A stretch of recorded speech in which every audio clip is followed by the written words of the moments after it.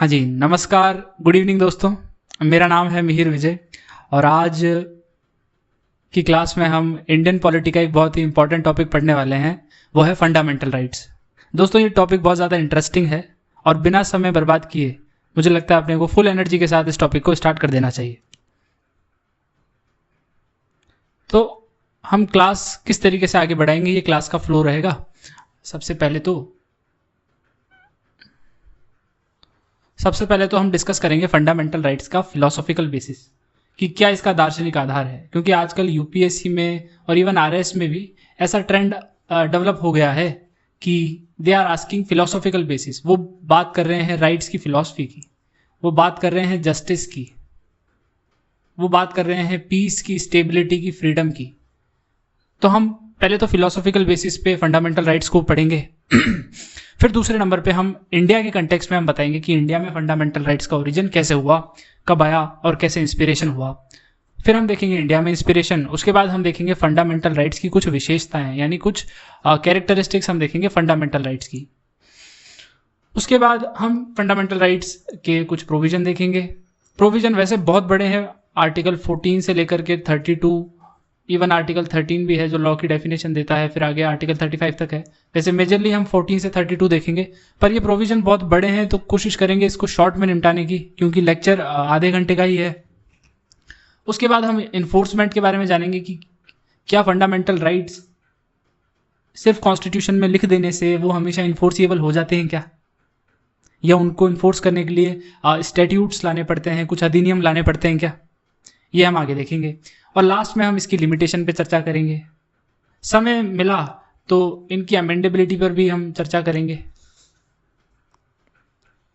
कि क्या ये अमेंडेबल है या नहीं है। तो शुरू करते हैं दोस्तों। सबसे पहले स्टार्ट करते हैं इसका फिलोसॉफिकल बेसिस। अब आप बताइए, इसको बेसिक से स्टार्ट करते हैं। किसी भी सोसाइटी में अगर आपको पीस और स्टेबिलिटी चाहिए तो क्या करना होगा। लेट्स से इंडिया एक सोसाइटी है जो कि मल्टीकल्चरल सोसाइटी है, मल्टी रिलीजियस और मल्टीपल थॉट्स हैं यहाँ पे। तो किसी भी सोसाइटी में अगर हमको पीस एंड स्टेबिलिटी चाहिए तो वहाँ बेसिक रूल्स एंड रेगुलेशंस होने चाहिए, क्योंकि जब बेसिक रूल्स होंगे और उस रूल्स को सभी फॉलो करेंगे तभी हम एक साथ रह सकते हैं। वरना अगर कोई रूल्स नहीं होंगे तो एक तरीके से अराजकता हो जाएगी। अराजकता जिसको कहते हैं मत्स्य न्याय, big fish eating small fish. तो ऐसी अराजकता ना हो, एक रूल बेस्ड ऑर्डर बना रहे, इसलिए जरूरत है कि एक फंडामेंटल रूल बुक हो देश में, और उस फंडामेंटल रूल बुक को कहा गया है कॉन्स्टिट्यूशन। ठीक है, इसलिए हमारे देश में कहा जाता है कि Indian constitution is the supreme law of the land. Bharat का जो संविधान है वो भारत की धरती का सबसे सुप्रीम लॉ है। तो ये तो हुई बात कॉन्स्टिट्यूशन की। क्यों कॉन्स्टिट्यूशन जरूरी है? अराजकता ना हो, पीस हो, स्टेबिलिटी। हाउएवर, अब हम बात करें फिलोसॉफिकल बेसिस की। ये जो कॉन्स्टिट्यूशन है according to liberal philosophy, liberalism school of thought, एक लिबरलिज्म आइडियोलॉजी होती है पॉलिटिकल साइंस में। ये आप अगर डिटेल में पढ़ेंगे तो आपकी पीएसआईआर ऑप्शन में पढ़ाया जाएगा बाद में आपको। खैर, भारत की जो फिलॉसफी है, भारत, यूएसए या वेस्टर्न कंट्री, हम लिबरल कंट्री हैं। हमारी जो आइडियोलॉजी है वो लिबरल आइडियोलॉजी है। इसके बहुत सारे कारण हैं। एक कारण ये भी है कि हमारे जो प्राइम मिनिस्टर थे, फर्स्ट प्राइम मिनिस्टर थे पंडित नेहरू, वो लिबरलिज्म में मानते थे। इसके बहुत सारे कारण हैं कि भारत ने लिबरलिज्म को ही क्यों अडॉप्ट किया। खैर, वो सारी चीजें बाद में। पर मैं जो कहना चाह रहा हूं वो ये है कि लिबरलिज्म की जो आइडियोलॉजी है उसके तहत कॉन्स्टिट्यूशन क्या है। कॉन्स्टिट्यूशन एक रूल बुक तो है ही, पर constitution according to liberalism ideology, constitution is a contract. एक संविधान एक कॉन्ट्रैक्ट है। कॉन्ट्रैक्ट किस किस के बीच में? कॉन्ट्रैक्ट है those who are governing and those who are subjects, यानी अथॉरिटी, अधिकार वाले लोगों के बीच में और सब्जेक्ट यानी प्रजा के बीच में एक कॉन्ट्रैक्ट हुआ और उस कॉन्ट्रैक्ट का नाम है संविधान। अब जैसा कि हर कॉन्ट्रैक्ट में होता है, लेट से हम मान लेते हैं कि एक घर का मान लीजिए कॉन्ट्रैक्ट है, जैसे एक किराएदार और एक लैंडलॉर्ड यानी मकान मालिक और आपका टेनेंट, किराएदार के बीच में अगर एक कॉन्ट्रैक्ट होता है तो उस कॉन्ट्रैक्ट में कुछ शर्तें होती है और दोनों के ही कुछ अधिकार और कुछ कर्तव्य होते हैं कि भाई लैंडलॉर्ड का ये कर्तव्य है, उसकी ये ड्यूटी है कि वो एक अच्छी अवस्था में वो एक बेहतर अवस्था में घर प्रोवाइड कराए, उस घर में बिजली पानी के कनेक्शन होने चाहिए, उस घर में जो है लिवेबल कंडीशंस होनी चाहिए। वहीं दूसरी तरफ उसके कुछ अधिकार भी हैं। लैंडलॉर्ड के पास ये अधिकार है कि भाई वो समय समय पर जो आकर के किराया वसूल करेगा। तो जैसे कि इस कॉन्ट्रैक्ट में हमने देखा कि लैंडलॉर्ड के पास कुछ राइट्स और कुछ ड्यूटी है, वैसे ही इस टेनेंट के पास, इस किराएदार के पास भी कुछ राइट्स और कुछ ड्यूटीज होंगी। तो किराएदार के पास ये राइट है कि घर एक अच्छी अवस्था में हो, घर में जो भी बात तय हुई है, जो भी शर्तें तय हुई है उन्हें बार बार बदला ना जाए, घर जीने लायक अवस्था में उसको मिले, ये उसका अधिकार है। पर उसका ये कर्तव्य है कि वो टाइम टू टाइम बिजली के नल के बिल भरे, टाइम टू टाइम रेंट दे। तो जैसे कि हमने देखा घर के इस कॉन्ट्रैक्ट में कुछ शर्तें हैं, कुछ राइट्स है, कुछ ड्यूटी है, दोनों के लिए। वैसे ही अगर संविधान एक कॉन्ट्रैक्ट है, according to liberal ideology constitution is a contract, और इसमें दो पार्टी है, दोज हु आर गवर्निंग यानी जो शासन चला रहे हैं, जो पावर में है लोग, यहाँ कह सकते हैं हम हमारी गवर्नमेंट, और दूसरा जो प्रजा है यानी हम सब्जेक्ट है। अगर इस कॉन्ट्रैक्ट की ये दो पार्टी है तो दोनों की ही कुछ राइट्स और कुछ ड्यूटीज होंगी। होगी कि नहीं होगी? बिल्कुल होगी साहब। तो इन्हीं राइट्स की आज हम चर्चा करने वाले हैं। तो हमने फिलोसॉफिकल बेसिस देख लिया कि लिबरलिज्म में राइट्स कहां से आते हैं, क्योंकि लिबरलिज्म में विश्वास किया जाता है कि कॉन्स्टिट्यूशन एक कॉन्ट्रैक्ट है, और कॉन्ट्रैक्ट है तो कॉन्ट्रैक्ट में दो पार्टी होगी, और पार्टी है तो हर पार्टी के कुछ राइट्स और कुछ ड्यूटीज होंगी। तो इसलिए हमने ट्रेस किया कि राइट्स का जो कॉन्सेप्ट है वो लिबरलिज्म में कहां से आता है, वो आता है सोशल कॉन्ट्रैक्ट थ्योरी। तो ये जो पूरी थ्योरी मैंने आपको समझाई, इसे कहा जाता है social contract theory, theory of social contract. ठीक है, इसके ओरिजिनेटर कौन थे? ये वैसे जॉन लॉक के काम में से ट्रेस किया जाता है कि जॉन लॉक साहब ने इसके बारे में सबसे पहले कहा था। तो हमने पढ़ लिया राइट्स का फिलोसॉफिकल बेसिस। अब हम देखते हैं इंडियन ओरिजिन राइट्स का। तो देखो दोस्तों, फंडामेंटल राइट्स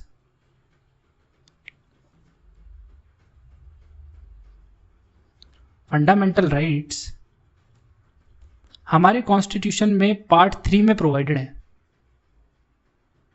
और डॉक्टर भीमराव अंबेडकर ने कहा है कि this part of constitution is the most important part of constitution. जो पार्ट 3 है हमारे संविधान का, वो संविधान का सबसे मुख्य भाग है। किसने कहा ये? डॉक्टर BR अम्बेडकर ने। ये मैं आपको क्यों बता रहा हूं, क्योंकि कई बार यूपीएससी में प्री में डायरेक्ट स्टेटमेंट दे देते हैं और नीचे 4 लोगों के नाम दे देंगे, और इन चारों में से किसने ये बात कही है ये आपको बताना होगा। हाउएवर, हम बात कर रहे हैं इंडिया के कंटेक्स्ट में, इंडियन कंटेक्स्ट में इसका ओरिजिन क्या है। तो दोस्तों, भारत बहुत लंबे समय तक ब्रिटिशर्स का गुलाम रहा। इस गुलामी की अवस्था में हमने देखा कि हमारे साथ बहुत ज्यादा अन्याय किया गया। हमारे साथ हमारी नस्ल के तौर पे हमारे साथ रेशियल डिस्क्रिमिनेशन किया जाता, हमारे कलर के ऊपर डिस्क्रिमिनेशन किया जाता, हमारी कास्ट के बेसिस पे हमारे ऊपर डिस्क्रिमिनेशन किया जाता, हमारे ऊपर इकोनॉमिक एक्सप्लॉयटेशन किया जाता। तो जब हम आज़ाद हुए या जब हम आज़ादी की लड़ाई लड़ रहे थे, तब हमारे फ्रीडम फाइटर्स के मन में हमेशा से एक थॉट था कि जब ये देश आज़ाद होगा तो देश के लोगों को कुछ राइट्स, कुछ बुनियादी हकूक गारंटीड होंगे। और इसी कंटेक्स्ट में 1928 में मोतीलाल नेहरू रिपोर्ट आती है। मोतीलाल नेहरू हमारे एक फ्रीडम फाइटर थे। 1928 में मोतीलाल नेहरू अपने 14 पॉइंट प्रोग्राम लेके आते हैं। इसमें 14 पॉइंट्स में वो बताते हैं कि क्या क्या राइट्स हैं जो किसी इंडियंस को दिए जाने चाहिए। ये आप वैसे मॉडर्न इंडियन हिस्ट्री में पढ़ोगे, मोतीलाल नेहरू और उनका 14 पॉइंट प्रोग्राम। इसी के ऊपर, इसी 14 पॉइंट प्रोग्राम या 14 पॉइंट ऑब्जेक्टिव के ऊपर बेस्ड है हमारा AIIMS and objective resolution. AIIMS and objective resolution जो कि हमारी कॉन्स्टिट्यूएंट असेंबली में लाया गया। कॉन्स्टिट्यूएंट असेंबली, अच्छा, कॉन्स्टिट्यूएंट असेंबली वो असेंबली जिसका काम है संविधान बनाना। तो जो हमारी कॉन्स्टिट्यूएंट असेंबली है वो जब फंडामेंटल राइट्स बना रही थी, उन्होंने मोतीलाल नेहरू के 14 पॉइंट प्रोग्राम से इंस्पिरेशन लिया। तो ये हुआ इंडियन कंटेक्स्ट में इसका ओरिजिन, कि कहाँ से आए हैं फंडामेंटल राइट्स। अच्छा, ये तो हुआ ओरिजिन, पर साथ ही साथ हम ये भी बात करें कि हमने इसका इंस्पिरेशन कहाँ से लिया। दोस्तों, फंडामेंटल राइट्स, जैसा मैंने कहा आपको, लिबरलिज्म की आइडियोलॉजी है राइट्स देना, और लिबरलिज्म या लिबरलिस्ट देशों का जो चैंपियन है वो है यूएसए। और इसीलिए फंडामेंटल राइट्स सबसे ज्यादा स्ट्रांग अगर किसी देश में है राइट्स, तो वो यूएसए में है। और इसीलिए इंडिया ने भी यूएसए के बिल ऑफ राइट्स से इंस्पायर होकर के, बिल ऑफ राइट्स, यूएसए के कॉन्स्टिट्यूशन में एक स्पेसिफिक चैप्टर है बिल ऑफ राइट्स, उससे इंस्पायर होकर के इंडिया ने अडॉप्ट किया था। तो अगर कोई आपसे पूछे कि इंडिया में फंडामेंटल राइट्स कहाँ से इंस्पायर होकर लिए गए हैं, तो वो यूएसए से इंस्पायर होकर लिए गए हैं। इतनी बात हमको समझ में आती है। तो दोस्तों, अभी तक हमने पढ़ा फिलोसॉफिकल बेसिस, हमने देखा इंडियन ओरिजिन, हमने इसका इंस्पिरेशन भी देखा। अच्छा, इंस्पिरेशन में और 2-3 चीज़ें हैं। ये तो वो एक मेजर इंस्पिरेशन जो हमने यूएसए से लिया। उसके अलावा कुछ छोटे मोटे इंस्पिरेशन भी है, जैसे हमने universal declaration of human rights act जो यूएन के द्वारा लेके आया गया था। कब लेके आया गया था? 1948 में। इसमें ह्यूमन राइट्स की बात की गई है। तो यहाँ से भी हमने इंस्पायर होकर के कुछ फंडामेंटल राइट्स हमारे कॉन्स्टिट्यूशन में लिखे हैं।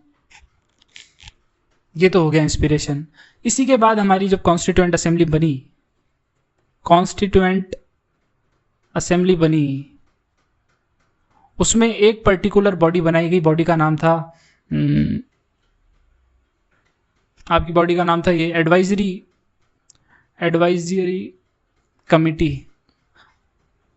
Committee on fundamental rights.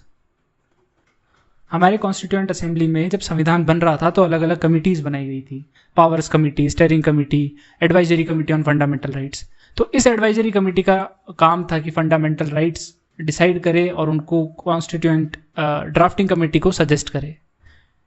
Advisory committee on fundamental rights के जो चेयरमैन थे वो थे सरदार पटेल। ये भी हमको पता होना चाहिए। ये मैं आपको इसलिए बता रहा हूँ क्योंकि कई बार ये डायरेक्टली पूछ लेता है प्री में कि advisory committee on fundamental rights के चेयरमैन कौन थे, तो वो सरदार पटेल थे। तो हमने बात कर ली इंस्पिरेशन की भी। अब दोस्तों अगले टॉपिक पे आते हैं। इसी फ्लो में हम बात कर रहे हैं अब फंडामेंटल राइट्स की कैरेक्टरिस्टिक्स क्या क्या है, फंडामेंटल राइट्स मौलिक अधिकारों की विशेषताएं क्या है।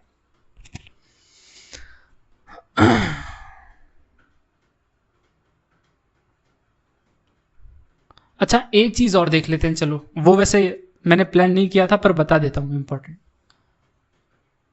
राइट्स और फंडामेंटल राइट्स में व्हाट इज द डिफरेंस?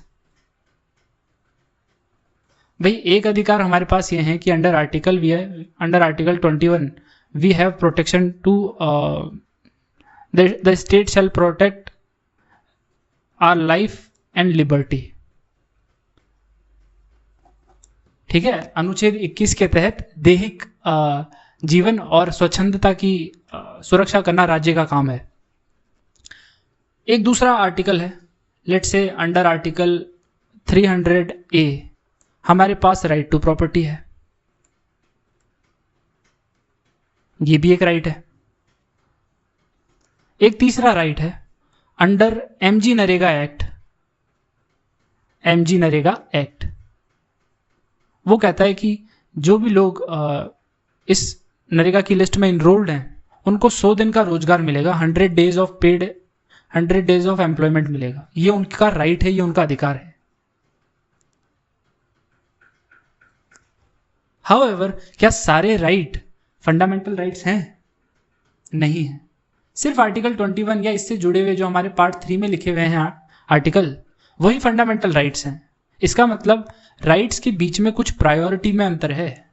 कुछ राइट्स ऐसे हैं जो बहुत ज़्यादा ज़रूरी हैं और कुछ राइट्स ऐसे हैं जो कम ज़रूरी हैं। तो वो राइट्स जो बहुत ज़्यादा ज़रूरी हैं, बहुत ज़्यादा प्रायर हैं, उन्हें हमने हमारे संविधान में पार्ट 3 यानी फंडामेंटल राइट्स में स्पेस दिए। उसके बाद रिलेटिवली हम देखते हैं कि जो राइट्स इतने ज़्यादा इंपॉर्टेंट नहीं है उनको नॉर्मल कॉन्स्टिट्यूशनल राइट बनाया गया है, और कुछ राइट्स ऐसे हैं जो कि स्टैट्यूटरी राइट्स हैं, जैसे एमजी नरेगा वाला ये मैंने आपको बताया। स्टैट्यूटरी राइट्स वो होते हैं जो अपनी पावर किसी स्टैट्यूट से डिराइव करते हैं, जैसे in this case MG NREGA act जो है यहां से अपनी पावर डिराइव करते हैं। और वहीं हम देखते हैं राइट टू प्रॉपर्टी, जो पहले कभी फंडामेंटल राइट हुआ करता था 1951 के बाद से, ये एक नॉर्मल कॉन्स्टिट्यूएंट राइट है, कॉन्स्टिट्यूशनल राइट है, संवैधानिक अधिकार है, कॉन्स्टिट्यूशनल राइट है, संवैधानिक अधिकार है। तो ये हमको अंतर समझ में आता है कि राइट्स और फंडामेंटल राइट्स में क्या अंतर है। फंडामेंटल राइट्स वो राइट्स हैं जो सबसे ज्यादा प्रायर है, जो सबसे ज्यादा इंपॉर्टेंट है, और उनको कॉन्स्टिट्यूशनली ऑब्लिगेशन है प्रोटेक्ट करना। हम पढ़ेंगे आगे आर्टिकल 32 के अंदर सुप्रीम कोर्ट और हाई कोर्ट की ये ड्यूटी है कि वो फंडामेंटल राइट्स की सुरक्षा करे। ये सुप्रीम कोर्ट और हाई कोर्ट को जो ड्यूटी आर्टिकल 32 ने दी है वो सिर्फ फंडामेंटल राइट्स के लिए है, वो कॉन्स्टिट्यूशनल राइट के लिए नहीं है, वो स्टैट्यूटरी राइट्स के लिए नहीं है। तो ये बात हमको समझ में आई, what is the difference of priority between rights and fundamental rights. ठीक है, अब हम आगे बढ़ते हैं। अभी तक हमने क्या क्या पढ़ लिया? हमने फिलोसॉफिकल बेसिस पढ़ लिया, दार्शनिक आधार पढ़ लिया, हमने भारतीय मूल में ये कहाँ से आया ये पढ़ लिया, हमने इसकी प्रेरणा कहाँ से मिली ये भी पढ़ लिया, हमने ये भी देख लिया। अब हम देखेंगे कि इसकी विशेषताएं क्या है।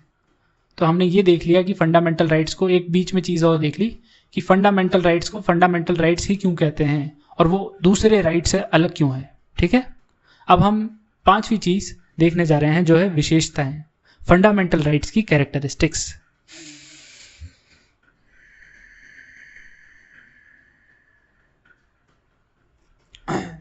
दोस्तों, हमारे देश में जो फंडामेंटल राइट्स दिए गए हैं पार्ट 3 में, उनमें कुछ विशेषताएं हैं। क्या है कि एक तो फंडामेंटल राइट्स लिखित हैं। लिखित होने का मतलब ऐसा नहीं है कि सिर्फ कॉपी पेन से लिख दिए। लिखित होने का मतलब यह है कि वो रिजिड हैं, उन्हें आसानी से बदला नहीं जा सकता, they can not be changed daily. और हम जब आगे पढ़ेंगे कॉन्स्टिट्यूशनल अमेंडमेंट, तो आर्टिकल 368 में अगर फंडामेंटल राइट्स को आपको बदलना है तो उसके लिए बहुत डिफिकल्ट प्रोविजन है। और वो प्रोविजन इसलिए हैं ताकि आने वाली सरकारें फंडामेंटल राइट्स को बहुत आसानी से बदल ना दे। और इसका हमारे पास क्लासिक एग्जांपल है the Indira resign. During the government of Indira Gandhi कई बार ऐसी कोशिशें की गई, जैसे हम देखते हैं 42nd अमेंडमेंट एक्ट जिसको मिनी कॉन्स्टिट्यूशन कहा जाता है। कई बार ऐसी कोशिशें की गई जिसने फंडामेंटल राइट्स लोगों से छीन करके एक ऑथोरिटेरियन, एक डिक्टेटोरियल, एक तानाशाह प्रवृत्ति का शासन व्यवस्था बनाने की कोशिश की। मगर ये हमारे कॉन्स्टिट्यूशनल मेकर्स की, ये हमारे फोरफादर्स की दूरगामी सोच है कि उन्होंने ऐसा प्रोविजन बनाया, उनको इतना रिजिड बनाया, उनको चेंज करने का प्रोसेस इतना डिफिकल्ट बनाया कि आने वाली सरकारें उन्हें बहुत आराम से बदल ना दे। और ये लाजमी भी है, अगर हर सरकार आने के बाद राइट्स को अपने अनुरूप बदल लेगी, फंडामेंटल राइट्स को बड़े आसानी से चेंज कर देगी, तो क्या इस देश में स्टेबिलिटी मेंटेन हो पाएगी? नेवर। फिर वही चीज़ जो मैंने आपको बताई, अराजकता, मत्स्य न्याय, वो सब चीज़ें इस देश में होने लगेगी, देश का विकास रुक जाएगा। तो फंडामेंटल राइट्स की पहली प्रॉपर्टी है कि वो रिटन है, वो रिजिड है, वो डिफिकल्ट टू चेंज है, डिफिकल्ट टू अमेंड है, पहली चीज। दूसरी चीज, वो जस्टिसेबल है, वो न्याय संगत है, या वैसे सही शब्द होगा इसके लिए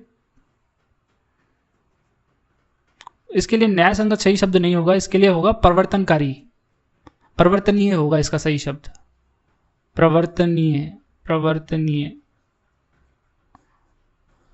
तो वो जस्टिसेबल है। इसका मतलब क्या हुआ कि अगर आपका फंडामेंटल राइट तोड़ा जाता है तो आप फंडामेंटल राइट को इन्फोर्स करवाने के लिए आर्टिकल 32 के तहत आप सुप्रीम कोर्ट में या हायर जुडिशरी में जाके अपना राइट्स इन्फोर्स करवा सकते हो। आप ये सुनिश्चित करवा सकते हो कि आपका फंडामेंटल राइट्स टूटे नहीं, आपका मौलिक अधिकार बना रहे।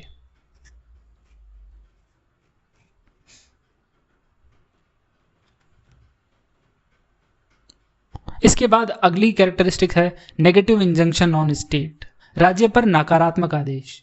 तो अगर आप फंडामेंटल राइट्स को वर्ड टू वर्ड पढ़ोगे कॉन्स्टिट्यूशन बुक में, तो आप पाओगे कि उनकी भाषा कुछ इस तरीके से है कि the state shall not deprive a person from his life and liberty. राज्य किसी भी व्यक्ति को उसकी स्वच्छंदता और जीवन जीने के अधिकार से विमुख नहीं कर सकता। राज्य किसी के साथ भेदभाव नहीं कर सकता।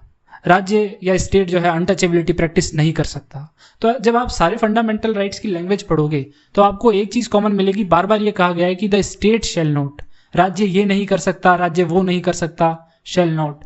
तो यानी ये एक तरीके से नेगेटिव इंजंक्शन लगाता है राज्य स्टेट के ऊपर। ये एक तरीके से नेगेटिव इंजंक्शन, नकारात्मक आदेश है। ये राज्य को काम करने से रोकता है, गलत काम करने से रोकता है।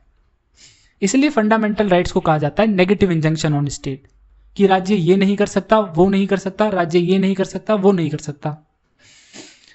और इसके ठीक उलट हमारे डीपीएसपी में राज्य को कहा गया है they are called positive injunctions. उसको कहा गया है पॉजिटिव इंजंक्शन, जिसमें ये बात कही गई है कि राज्य को ये करना चाहिए, राज्य को वो करना चाहिए, राज्य को यूनिफॉर्म सिविल कोड लेके आना चाहिए, राज्य को पंचायत के डेवलपमेंट में कुछ काम करना चाहिए, राज्य को महिलाओं और पुरुष की बराबर कार्य में भागीदारी को इंश्योर करना चाहिए। तो उसमें कहा गया है कि राज्य को ये करना चाहिए, ये करना चाहिए, state shall do this, state shall do this. इसीलिए डीपीएसपी को कहा गया है पॉजिटिव इंजंक्शन ऑन स्टेट्स। तो हमने ये तीसरी चीज भी समझ ली, क्या है नेगेटिव इंजंक्शन ऑन स्टेट। अच्छा, फंडामेंटल राइट्स जो है वो इंडिविजुअलिस्टिक नेचर के हैं, यानी व्यक्तिवादी। वो कलेक्टिव नेचर के नहीं है। वो एक इंडिविजुअल फ्रीडम को प्रोटेक्ट करते हैं, एक पर्टिकुलर व्यक्ति को प्रोटेक्ट करते हैं, ना कि एक सोशल ग्रुप को। क्योंकि कई बार ऐसा होता है कि एक सोशल ग्रुप में एक पर्टिकुलर व्यक्ति की आइडेंटिटी दब जाती है, वो छुप जाती है, उसके पर्टिकुलर राइट्स इंश्योर नहीं हो पाते। और जैसा मैंने आपको शुरुआत में बताया कि हमारी जो फंडामेंटल राइट्स की फिलॉसफी है वो लिबरलिज्म से इंस्पायर्ड है, और लिबरलिज्म अपने आप में इंडिविजुअलिस्टिक ही होता है। तो फंडामेंटल राइट्स हमारे क्या हैं? व्यक्तिवादी। वो किसी भी ग्रुप से ज्यादा फोकस उनका होता है एक पर्टिकुलर व्यक्ति पर। और वो इसलिए क्योंकि अगर हम उस व्यक्ति के पर्टिकुलर इंडिविजुअल राइट्स को इंश्योर करेंगे तो धीरे धीरे करके हम अगर हर व्यक्ति के राइट्स को इंश्योर करेंगे तो पूरे ग्रुप के राइट्स को ही इंश्योर कर लेंगे, पहली चीज। दूसरी चीज, हम जब एक व्यक्ति को पर्टिकुलर राइट्स देते हैं, व्यक्तिवादी राइट देते हैं, इंडिविजुअलिस्टिक राइट देते हैं, तो हम उस व्यक्ति के टैलेंट को, उसकी यूनिकनेस को, उसके टैलेंट को, उसकी यूनिकनेस को, उसके इनोवेशन को सपोर्ट करते हैं। ये टैलेंट, ये यूनिकनेस और ये इनोवेशन कई बार ग्रुप के अंदर दब जाता है, इसीलिए फंडामेंटल राइट्स इंडिविजुअलिस्टिक नेचर के हैं। पांचवी चीज ये है फंडामेंटल राइट्स में कि फंडामेंटल राइट्स एब्सोल्यूट नहीं है। फंडामेंटल राइट्स पूर्ण नहीं है, दे आर नॉट एब्सोल्यूट। मतलब इसका मतलब ये कि फंडामेंटल राइट्स का मतलब ये नहीं है कि हर परिस्थिति में हमें फंडामेंटल राइट्स मिले ही रहेंगे। फॉर एग्जाम्पल, आर्टिकल 19 के अंदर हमें मिला हुआ है freedom of speech and expression. However, इसका ये मतलब नहीं है कि हम freedom of speech and expression के नाम पे हम मनमाना आचरण करते रहें। फ्रीडम ऑफ स्पीच और एक्सप्रेशन के नाम पे हम कुछ भी बोलते जाएं। फॉर एग्जाम्पल, मान लीजिए freedom of speech and expression के नाम पे किसी पर्टिकुलर स्टेट में, लेट से जम्मू कश्मीर में या पंजाब में, हेट स्पीच देने लग जाए, हमारे देश के सोवरेनिटी के खिलाफ कोई बात करने लग जाए, या वो कुछ ऐसी बातें करने लग जाए कि नहीं, हम इंडिया का पार्ट नहीं बनेंगे, हम किसी और देश का पार्ट बनेंगे, तो ये देश की सिक्योरिटी और सोवरेनिटी के लिए जरूरी है कि उस समय उस व्यक्ति का fundamental rights of freedom of speech and expression protect किया जाए, रेस्ट्रिक्ट किया जाए, रोका जाए। इसलिए हमारे फंडामेंटल राइट्स में, हमारे मौलिक अधिकारों में बार बार ये रोकथाम की गई है। हर जगह कुछ ना कुछ रीजनेबल रेस्ट्रिक्शन लगाया गया है कि आपको ये फंडामेंटल राइट तो है, पर आप ये भी ध्यान रखें कि आप ये सब काम नहीं कर सकते। क्योंकि अगर आप इन पर्टिकुलर काम में से कोई एक काम करते हैं, जैसे आप देश की संप्रभुता पर खतरा बन जाते हैं, या आप जो है पब्लिक हेल्थ को नुकसान पहुंचाते हैं, या आप डिसेंसी या मोरालिटी के खिलाफ जाते हैं, तो आपके फंडामेंटल राइट्स को रोक दिया जाएगा। ये बात हमारे कॉन्स्टिट्यूशन में रिटन है।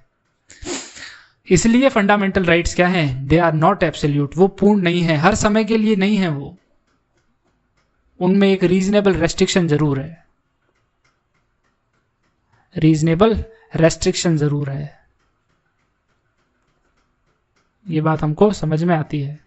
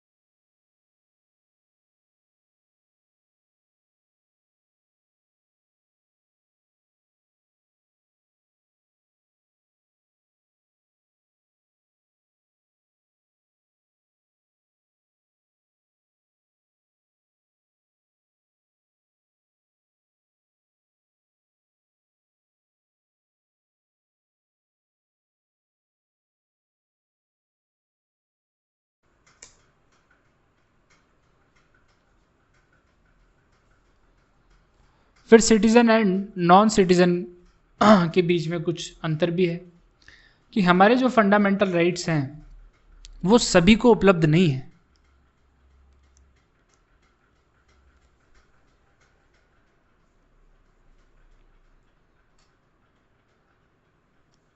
हमारे जो फंडामेंटल राइट्स हैं उसमें कुछ बेसिक अंतर भी है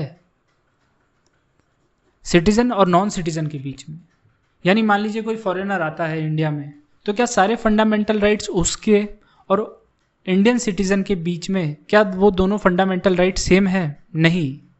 उस फॉरेन से आने वाले व्यक्ति को, सिटीजन को, कई सारे फंडामेंटल राइट्स ऐसे हैं जो नहीं मिलेंगे। जैसे अब अगर मैं बात करूं तो हमारे कॉन्स्टिट्यूशन का आर्टिकल 15 है, 16 है, 19 है, 29 है और 30 है। ये वो आर्टिकल हैं जो सिर्फ सिटीजन को मिले हुए हैं। ये वो राइट्स हैं जो सिर्फ सिटीजन के पास हैं। नॉन सिटीजन यानी कोई भी फॉरेनर है, वो इन राइट्स को यूज़ नहीं कर सकता, उसको ये राइट्स उपलब्ध नहीं है। Is it clear? और इसके पीछे वैसे अगर आप कारण देखो तो बहुत साधारण सा कारण है कि आर्टिकल 15 कहता है कि आप डिस्क्रिमिनेशन नहीं करेंगे, the state shall not discriminate on the basis of religion, race, gender, sex जिसको कहा गया है, बर्थ प्लेस, इन सब के बेसिस पे जो है हमारा देश या स्टेट डिस्क्रिमिनेशन नहीं करेगा। पर कई बार ऐसी कंडीशन हो सकती है कि जब कोई रेस्क्यू ऑपरेशन चल रहा है, कोई इमरजेंसी ऑपरेशन चल रहा है, तो फॉरेनर्स जो हमारे देश में घूम रहे हैं उनको रेशियल डिस्क्रिमिनेशन करना पड़े, क्योंकि मान लीजिए कोई अटैक हो जाता है, लेट से इंडिया की किसी से लड़ाई हो जाती है, और अगर हम उन नागरिकों को सुरक्षित करना चाहते हैं तो हम हमारी भीड़ में से उन लोगों को का पता लगाएंगे कि कितने लोग हैं जो यूरोपियन हैं यहाँ घूम रहे हैं। या मान लीजिए कोई नेशनल सिक्योरिटी का मुद्दा हो जाता है, उन यूरोपियन लोगों को हमें जो है सेफ जगह पर पहुंचाना है, तो उसके लिए हमें उनके साथ रेशियल डिस्क्रिमिनेशन करना होगा। इसीलिए बहुत सारे राइट्स नॉन सिटीजन को नहीं मिले हुए। तो हमने पढ़ लिया इसका कैरेक्टरिस्टिक्स। अब आगे आ जाते हैं। अब हम बात करते हैं फंडामेंटल राइट्स के कुछ प्रावधानों की, कुछ प्रोविजंस की। वैसे देखो ये सारे प्रोविज़न बहुत बड़े हैं, अपने आप में पढ़ाने में पूरी कम से कम जो है 4 से 5 घंटे चाहिए जब हम एक एक आर्टिकल को डिस्कस करें। पर मेजर आर्टिकल देख लेते हैं। हमारे देश के फंडामेंटल राइट्स, मौलिक अधिकारों में पहले 7 फंडामेंटल राइट्स हुआ करते थे, बाद में राइट टू प्रॉपर्टी को हटा दिया गया और अभी हमारे देश में 6 फंडामेंटल राइट्स हैं। So this time we are enjoying 6 fundamental rights. The first one is right to equality. पहला है समता का अधिकार। आर्टिकल 14 से लेकर के आर्टिकल 18 तक राइट टू इक्वलिटी है। 14 कहता है equality before law, equal protection of law देता है। आर्टिकल 15 डिस्कस करता है prohibition on discrimination on ground of religion, race, caste, sex और प्लेस ऑफ बर्थ। आपके सामने लिखे हुए हैं, वैसे मुझे लगता नहीं है डिक्टेट करने से कोई खासा फायदा है। इसमें से इंपॉर्टेंट आर्टिकल सैंपल के तौर पे मैं आपके साथ डिस्कस कर लेता हूँ। तो लेट्स से आर्टिकल 14 की बात करते हैं, इक्वलिटी बिफोर लॉ। अनुच्छेद 14, कानून के समक्ष समानता। आर्टिकल 14 इंडियन कॉन्स्टिट्यूशन का क्या कहता है? ये कहता है कि कानून के सामने सब बराबर हैं, इक्वलिटी बिफोर लॉ। राजा जी भी कानून के सामने बराबर हैं और गुलाम है वो भी कानून के सामने बराबर है। तो जो क्राइम मान लीजिए आज देश का बड़े से बड़ा मिनिस्टर कर देता है या अमीर से अमीर व्यक्ति कर देता है, और वही क्राइम अगर देश का कोई गरीब से गरीब, पिछड़े से पिछड़ा व्यक्ति भी कर देता है, तो दोनों के लिए सज़ा सेम होगी। ये कहता है इक्वलिटी बिफोर लॉ, क्योंकि कानून की नज़रों में दोनों सेम है।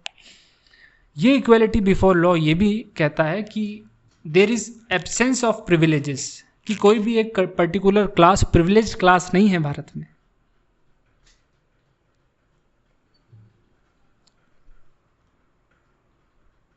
और हमारा जो इक्वलिटी बिफोर लॉ है वो एरिस्टोटेलियन कॉन्सेप्ट से प्रेरित है। क्या क्या कहता है एरिस्टोटेलियन कॉन्सेप्ट? एरिस्टोटल एंशिएंट ग्रीस के एक महान फिलोसोफर हुए जिन्होंने पॉलिटी के बारे में बहुत कुछ कहा, और इन्होंने इक्वलिटी के ऊपर एक बहुत अच्छा प्रिंसिपल इन्होंने दिया। तो एरिस्टोटल ने कहा अपनी किताब पॉलिटिक्स में, एरिस्टोटल कहते हैं कि equals shall be treated equally, equals shall be treated equally and unequals shall be treated unequally, treated unequally.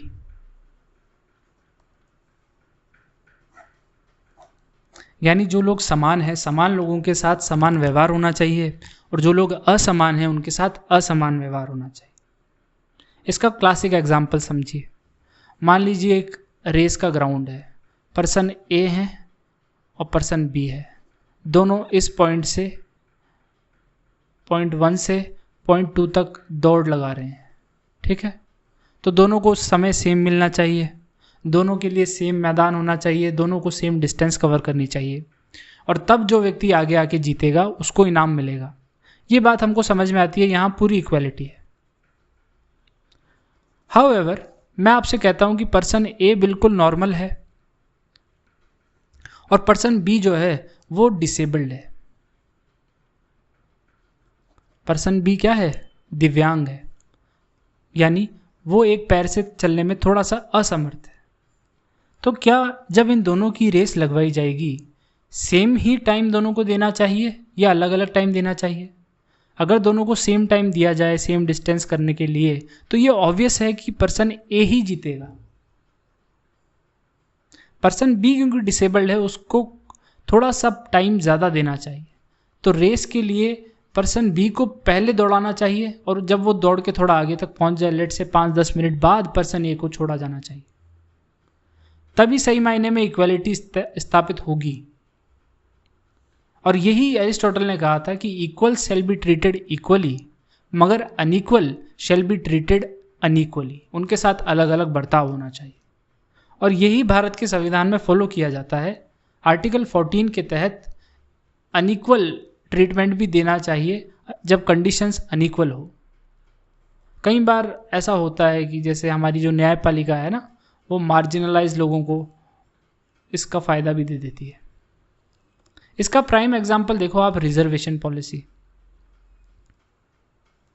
Bharat में क्या है कि जो गरीब, पिछड़े या मार्जिनलाइज सेक्शन के लोग हैं, उनको एम्प्लॉयमेंट में और एजुकेशन में रिजर्वेशन दिया गया है और उन लोगों को नहीं दिया गया है जो कि हिस्टोरिकल रूप से काफ़ी रिच रहे हैं, काफ़ी इन्फ्लुएंशियल रहे हैं।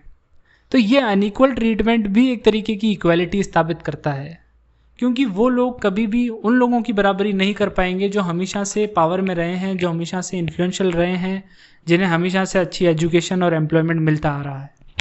इसलिए SC, ST और EWS सेक्शन ऐसा है जिसके लिए रिजर्वेशन दिया गया है हमारे कॉन्स्टिट्यूशन में। तो ये रिजर्वेशन भी एक तरीके से हमारे आर्टिकल 14 का बहुत अच्छा एग्जाम्पल है।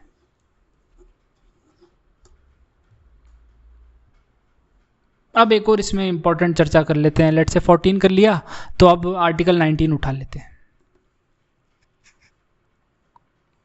या चलो अब इसको डिस्कस ही बाद में करेंगे। हम कर लेते हैं लिमिटेशंस। ऐसा करते हैं, बाकी जो बचा हुआ पार्ट है उसको नेक्स्ट लेक्चर में करते हैं। तब तक के लिए बहुत बहुत धन्यवाद। पढ़ते रहिए, जितना पढ़ाया गया है उसको समझने की कोशिश कीजिए। बहुत जल्दी मिलते हैं अगले ही लेक्चर में। बहुत बहुत धन्यवाद। थैंक यू वेरी मच दोस्तों।